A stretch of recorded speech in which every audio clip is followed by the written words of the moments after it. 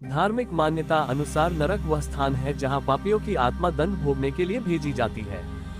दंड के बाद कर्मानुसार उनका दूसरी योनियों में जन्म होता है। कहते हैं कि स्वर्ग धरती के ऊपर है तो नरक धरती के नीचे यानी पाताल भूमि में है। इसे अधोलोक भी कहते हैं। अधोलोक यानी नीचे का लोक है। ऊर्ध्व लोक का अर्थ ऊपर का लोक अर्थात स्वर्ग। मध्य लोक में हमारा ब्रह्मांड है।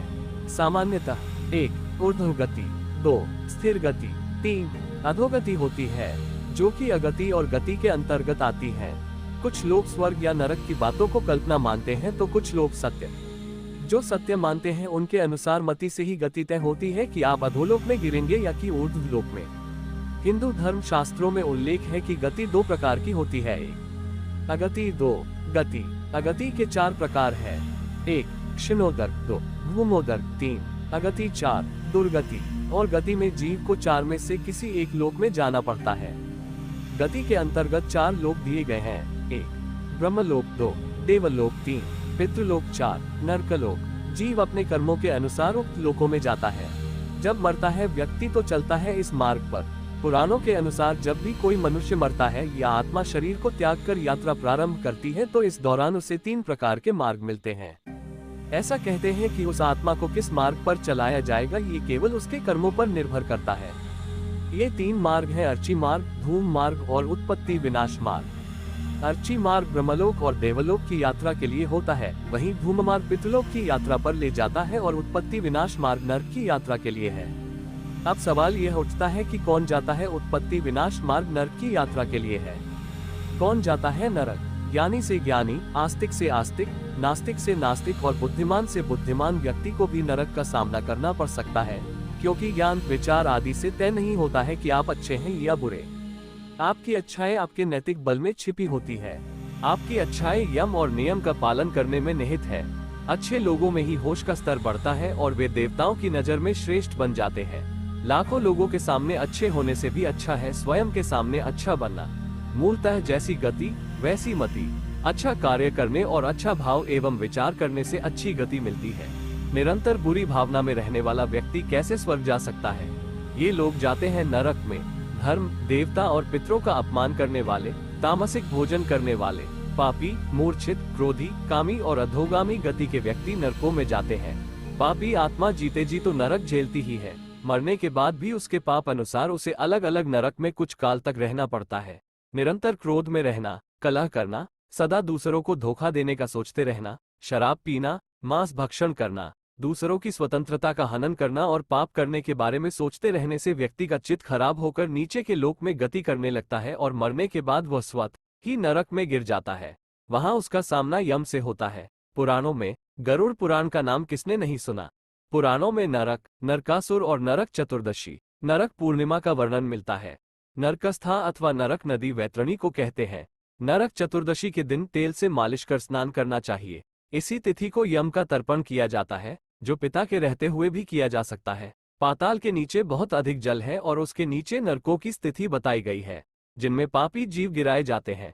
यूं तो नरकों की संख्या 55 करोड़ है, किंतु उनमें रौरव से लेकर श्वभोजन तक 21 प्रधान है। हालांकि नरकों की संख्या 55 करोड़ है, किंतु उनमें रौरव से लेकर श्वभोजन तक 21 प्रधान माने गए हैं।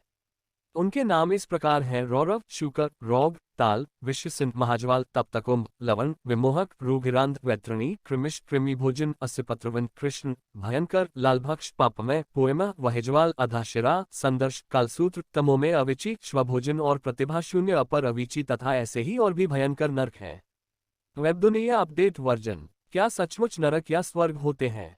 कौन जाता है नरक के द्वार? कुछ लोग कहते हैं कि स्वर्ग या नरक हमारे भीतर ही है। कोई भी ऐसा नहीं हो जो मनुष्य के किए की सजा या पुरस्कार देता हो। मनुष्य अपने कर्मों से ही स्वर्ग या नरक की स्थिति को भोगता है। यदि वह बुरे कर्म करेगा तो बुरी जगह और बुरी परिस्थिति में होगा और अच्छे कर्म करेगा तो अच्छी जगह और परिस्थिति में होगा। कुछ हद तक ये बात सही मानी जा सकती है, लेकिन इसके सही होने के पीछे के विज्ञान या मनोविज्ञान को समझना होगा। पुराणों अनुसार कैलाश के ऊपर स्वर्ग और नीचे नरक व पाताल लोक है।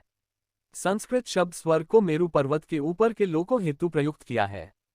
जिस तरह धरती पर पाताल और नरक लोक की स्थिति बताई गई है, उसी तरह धरती पर स्वर्ग की स्थिति भी बताई गई है।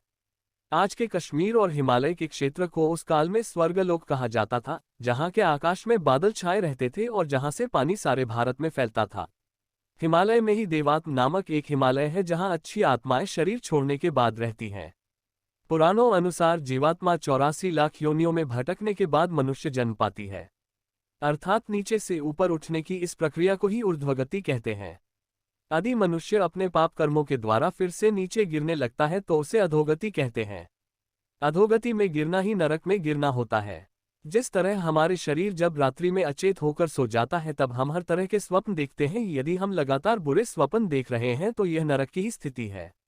यह मरने के बाद अधोगति में गिरने का संकेत ही है। वर्तमान में 84 लाख योनियों से भी कहीं अधिक योनियां हो गई होगी। हालांकि पुरानी गणना अनुसार निम्नलिखित 84 लाख योनियां थी। इस आप संख्या में न लेकर प्रकार में लें। पेड़ पौधे 30 लाख, तारांकन कीड़े मकोड़े 27 लाख, तारांकन पक्षी 14 लाख, तारांकन पानी के जीव जंतु 9 लाख, तारांकन देवता मनुष्य पशु 4 लाख। बहुत से ऐसे लोग हैं जिन्होंने मनमाने यज्ञ कर्म, त्योहार, उपवास और पूजा पाठ का आविष्कार कर लिया है तथा जो मनगढ़ंत तांत्रिक कर्म भी करते हैं। ऐसे दूषित भावना से तथा शास्त्र विधि के विपरीत यज्ञ आदि कर्म करने वाले पुरुष क्रमिश नरक में गिराए जाते हैं। इस प्रकार के शास्त्र निषिद्ध कर्मों के आचरण रूप पापों से पापी सहस्त्रों अत्यंत घोर नरकों में अवश्य गिरते हैं। बहुत से मनुष्य भोजन करते व्यक्त किसी का स्मरण नहीं करते और भोजन के नियमों को नहीं मानते, इसका उनके जीवन पर प्रभाव पड़ता है। पुराणों में कहा गया है कि जो देवताओं तथा पितरों का भाग उन्हें अर्पण किए बिना ही अथवा उन्हें अर्पण करने से पहले ही भोजन कर लेता है, वह लालभक्ष नामक नरक में यमदूतों द्वारा गिराया जाता है। पुराणों अनुसार झूठी गवाही देने वाला मनुष्य रौरव नरक में पड़ता है। गो और सन्यासियों को कहीं बंद करके रोक रखने वाला पापी रोध नरक में जाता है। मदिरा पीने वाला शूकर नरक में और नरहत्या करने वाला ताल नरक में गिर जाता है। गुरु पत्नी के साथ व्यभिचार करने वाला पुरुष तप्तकुंभ नामक नरक में तड़पाया जाता है। जो अपने भक्त की हत्या करता है उसे तप्तलोह नरक में तपाया जाता है। गुरुजनों का अपमान करने वाला पापी महाज्वाल नरक में डाला जाता है। गरुड़ पुराण अनुसार वेद शास्त्रों का अपमान करने और उन्हें नष्ट करने वाला लवण नामक नरक में गलाया जाता है। धर्म मर्यादा का उल्लंघन करने वाला विमोहक नरक में जाता है।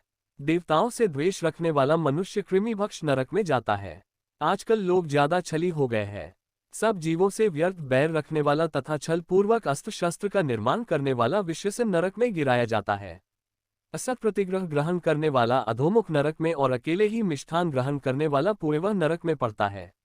बहुत से लोग दूसरों के प्रति बैर भाव रखते हैं और उनका अहित करने की ही सोचते रहते हैं।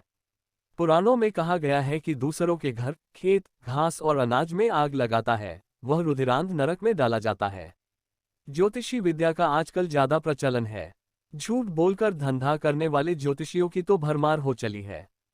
पुराणों अनुसार नक्षत्र विद्या तथा नट एवं मल्लों की वृत्ति से जीविका चलाने वाला मनुष्य वैतरणी नामक नरक में जाता है।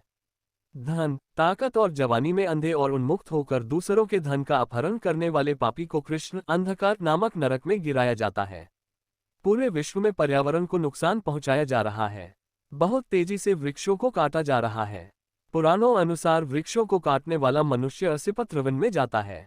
वृक्षों में भी पीपल, बड़, नीम, केल, अनार, बिल्व, आम, अशोक, शमी, नारियल, अनार, बांस आदि पवित्र वृक्षों को काटना तो घोर पाप माना गया है। इसके अलावा जो कपटवृत्ति से जीविका चलाते हैं वे सब लोग बहिज्वाल नामक नरक में गिराए जाते हैं। पराई स्त्री और पराय अन्न का सेवन करने वाला पुरुष संदर्श नरक में डाला जाता है।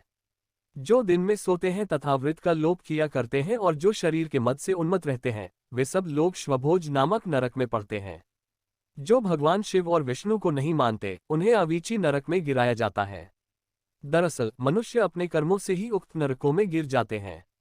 जैसी मति वैसी गति, जैसी गति वैसा नरक। नरकों से छुटकारा पाने के लिए विद्वान लोग वेदों का पालन करने की सलाह देते हैं। वेद पठन, प्रार्थना और ध्यान से ही नरकों से बचा जा सकता है।